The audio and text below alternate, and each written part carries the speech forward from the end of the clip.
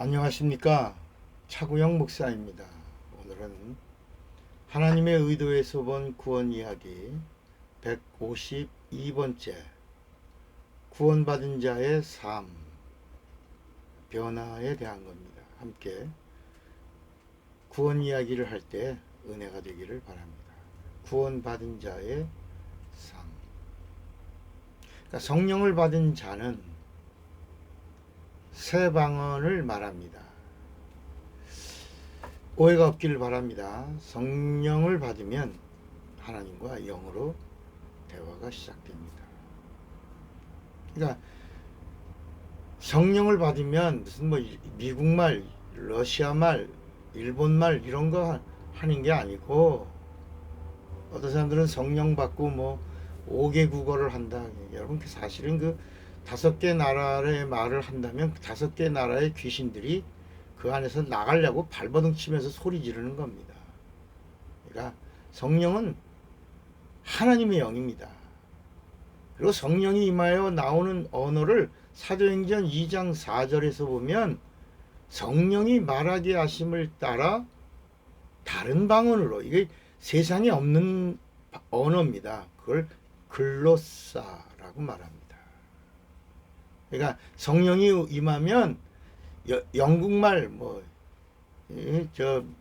러시아말, 프랑스말 이런 걸 하게 하시는 분이 아니고 새하늘과 새 땅의 언어를 우리에게 혀를 사용하여 영으로 하나님께 말하게 하시는 분. 그 언어가 새 방언이고 이게 히브리 말로 글로사라고 하는 겁니다. 그러니까 성령 받으면 무슨 영어가 터졌다 그런 거 아닙니다. 세상에 그 소리는 리알레투스입니다. 그러니까 이 성경 전체의 흐름이 뭐냐면 창세기 11장의 바벨탑, 그것도 심판인데 바벨탑 사건이 흩어짐을 면하자 하고 인간들이 이 바벨 문화가 이 만모니즘입니다. 물량주의고 마귀의 최고의 권세, 마귀 권세의 문화입니다. 흩어짐을 면하고 마귀 말 들어라 라고 한 걸 하나님이 흩어내시면서 언어를 혼잡하게 했죠. 그래서 언어에 따라서 각각 지역으로 흩어지면서 나라들이 형성이 된 겁니다. 이 언어의 혼잡이 하나님의 심판입니다. 그러니까 구원받고 죄 문제가 해결되면 이 언어가 회복되는 겁니다. 하나님과의 대화가 시작되는 겁니다. 그래서 새로운 방언을 말하기 시작하니라. 그러니까 새로운 삶의 시작은 언어의 시작입니다. 글로사. 그러니까 성령을 받은 사람은 반드시 뭘 말한다? 글로사. 새 방언을 말한다. 새 방언을 말하기 시작하니라. 변화의 시작입니다. 성령 받으셔야 합니다. 예수를 믿으면 주님의 부탁이며 명령이며 약속입니다. 받아야 합니다. 뭘 받아야 된다고요? 성령을 받으셔야 합니다. 성령 받으면 뭐가 나온다고요? 받은 증거로 새 방언이 나오게 되어 있습니다. 그러니까 세상의 방언은 땅의 언어고 성령이 주시는 방언은 새하늘과 새 땅에서 영원히 사용할 새 언어입니다. 그런데 육체가 있는 동안에 쓰는데 모릅니다. 뭐라고 말하는지 모릅니다. 그래서 고린도전서 12장을 우리가 방언장이라고 그러는데 12장 2절에 방언을 말하는 자는 사람에게 하지 아니하고 하나님께 하나니 그 영으로 비밀을 하나님께 말함이라. 알아듣는 자가 없고 오직 하나님만 알아들으신다고 말씀하고 있는 겁니다. 그러니까 여러분, 방언 통역의 은사는 그건 우리가 받을 게 아닙니다. 물론 거기 성경에 기록되어 있지만 다급한 순간에는 우리가 영어로 하는 언어들을 함께 공유하게 하시는 경우도 있겠지만 다 방언 통역을 하고 다 방언하는 걸 알아듣는다면 뭐하러 방언으로 기도합니까? 하나님 아버지 도와주세요. 이렇게 분명한 우리 세상에 주신 문화의 언어를 가지고 말할 수 있죠. 근데 성경은 이 새하늘과 새 땅의 언어는 육체가 있는 동안에 우리 입에서 새하늘이 천국입니다. 천국에서 사용하는 언어를 쓰는데 육체가 있는 동안에는 모르는 겁니다. 모르는 거야. 나중에 우리가 육체를 벗고 부활한 다음에 그때부터는 내 영의 언어가 이제는 영원히 쓸 수 있는 글로사, 새 언어가 되는 것입니다. 그러니까 하늘에서 사용할 언어를 육체가 있는 동안에 성령 받은 자의 입에서 나오는 것, 이게 새 방언입니다. 이제는 마음의 기도만 하는 것이 아니라 영으로 기도하고 영으로 하나님과 대화할 수 있게 하신 겁니다. 이제는 마음으로만 찬양하는 것이 아니라 영으로도 찬양하게 해주신 겁니다. 성령 받은 자가 성도입니다. 집사 밑에가 성도가 아니고, 교회 나오는 사람들 처음에 부르는 호칭이 성도가 아니고, 성령 받아야 성도입니다. 성도는 새 것입니다. 새 것이란 거듭난 자의 보증을 받은, 거듭남은 침례로 거듭나는 겁니다. 물침례로 죽고 물침례로 사는 겁니다. 그걸 거듭남. 그래서 예수님도 물과 성령으로 거듭나야 천국에 들어간다 그랬어요. 이게 요한복음 3장 3절입니다. 물로 거듭나고 죽었노라 살았노라 다시 나고 번어게인입니다.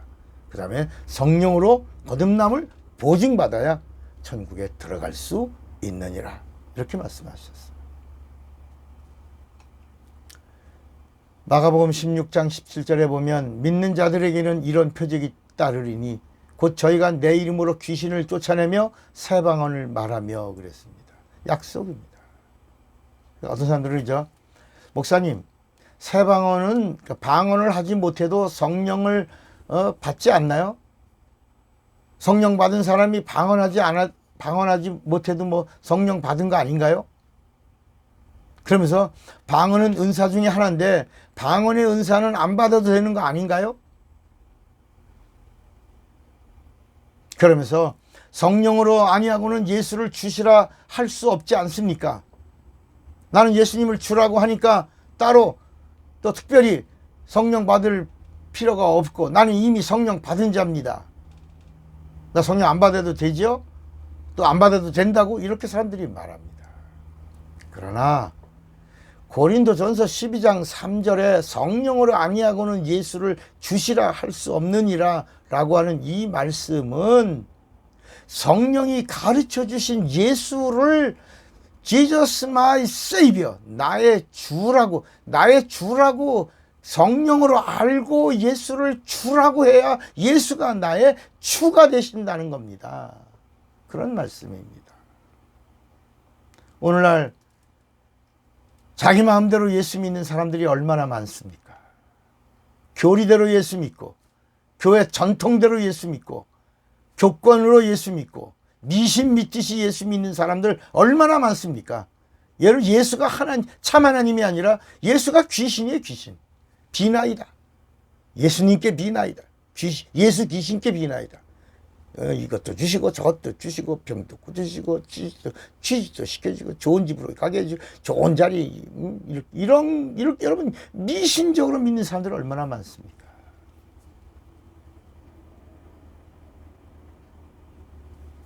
종교인이 믿는 예수, 미신처럼 믿는 예수는 하나님의 관심을 끌 수가 있다 없다? 없습니다. 성경이 가르쳐 주신 예수를 성령으로 바로 알면 새 사람으로 변화됩니다. 왜 예수 믿는 사람들이 새 것으로 변화되지 못합니까? 내 마음대로 예수 믿어서 그런 겁니다. 문제는 변화 안 되는 것이 정상인 줄로 아는 것이 문제 중에 문제입니다. 그래서 이런 얘기 하지 않습니까? 한국 교회 교인들 중에 큰 병이 있다. 그게 바로 뭐냐? 첫째가 기도하지 않는 병이 있고 두 번째가 의심하는 병이 있다는 거예요. 기도하지 않는 사람은 의심합니다. 의심하는 사람은 기도하지 않습니다. 성령이 가르쳐 주시는 예수를 주라고 고백해야 구원받은 성도가 됩니다. 성령은 진리의 영이십니다. 구원은 새 것으로의 변화입니다. 그러니 어찌 구원을 받지 않겠는가? 구원을 사모하다가 구원을 받은 자는 새 사람으로 담대하게 나갑니다.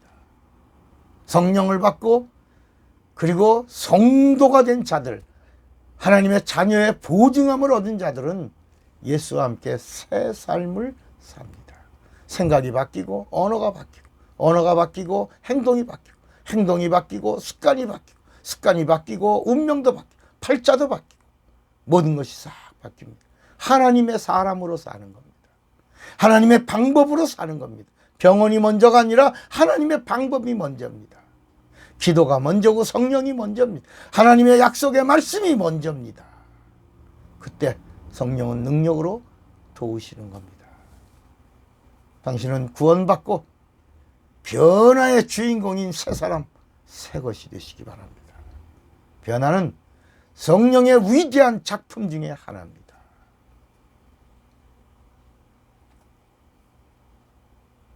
당신은 구원받고 정말 성령이 인도하시고 성령이 쓰시는 하나님의 위대한 걸작품으로 사시기를 바랍니다. 기도하겠습니다.